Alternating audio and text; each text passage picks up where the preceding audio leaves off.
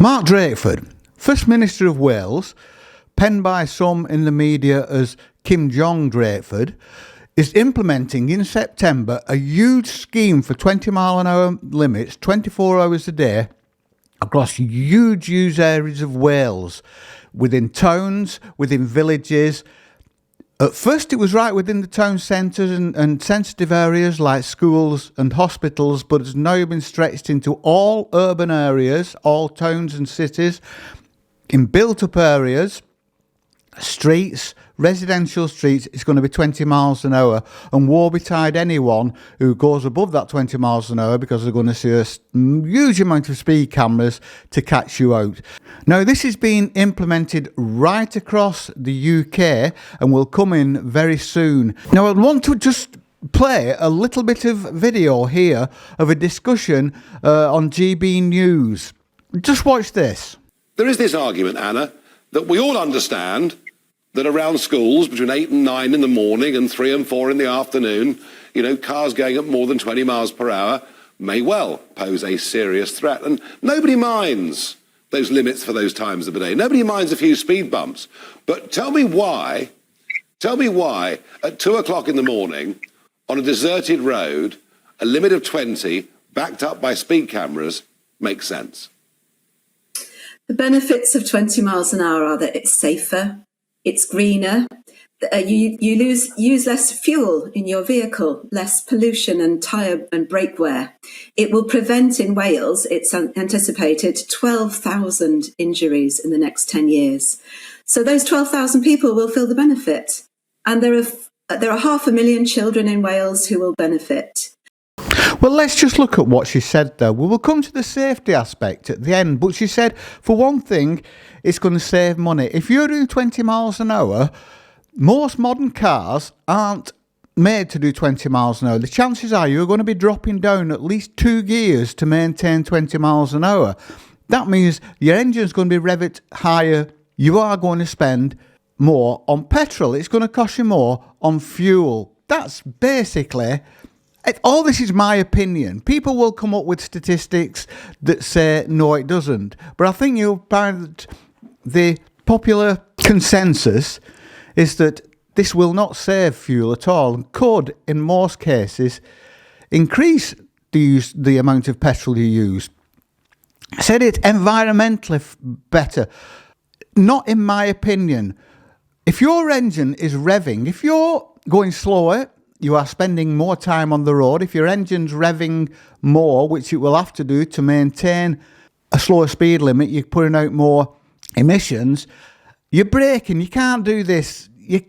Most cars now, even my little Fiat 500 that's got a 1.2 engine, we've got plenty of speed limits, 20 mile an hour speed limits around here that have just popped up. One in particular is on a hill, and you come over the crest of a hill, down, and there's a 20 mile an hour speed limit, and you're going downhill. You're coming away from some traffic lights, so you probably haven't reached your 30 miles an hour, but then you automatically have to start braking, which, as we all know, emits dust from your brake pads. So I don't think that, in my opinion, holds up. And the thing is safety. Now, many of my age will remember an advert in the early 2000s that showed a kid being hit by a car. Very harrowing.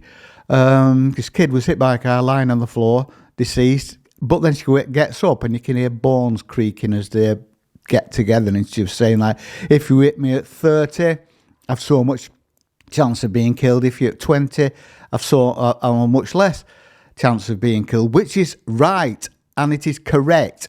If you hit me at 40 miles an hour, there's around an 80% chance I'll die.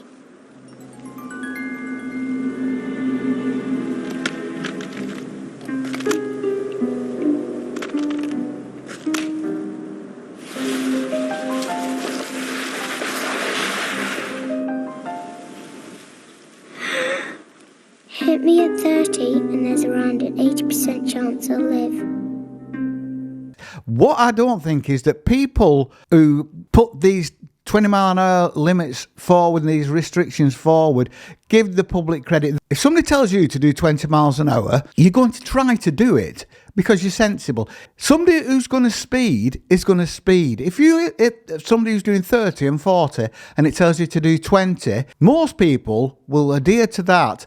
But there are a cohort that will not comply. There's nothing you can do about that. Another thing is, when you're doing that speed limit, I've done it myself. No matter how good a driver you are, and I've been driving for over 50 years, you're used to driving at 30, you can estimate 30.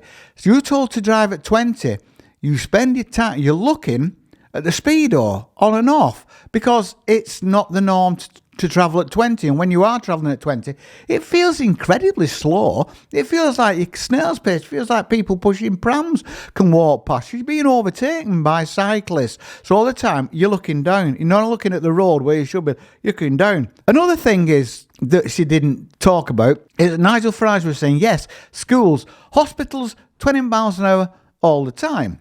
That's fair enough. And I think people will understand that. Near schools, 20 miles an hour when the schools are emptying, are filling up, or during the day when kids may be knocking about, that's fine. But overnight, if it's on a normal road, a normal wide road that's generally 30 miles an hour, to keep that at 20 miles an hour and implement speed cameras just gives me the impression that this is just another cash cow. I think this whole debate, it's like everything else. It's like ULEZ and everything else. It's brought in without any consultation, without any discussion, and it's brought in rapidly, and it's brought in before anybody can actually object or come up with a reasonable argument or ask for debate or ask for a referendum or whatever you need to do. And it's pushed in, and you just get the impression all the time that this is basically safety, emissions. They're secondary to the need to increase revenue. It's just my opinion. I think this is going to cause trouble. I think this is going to cause a lot of unrest.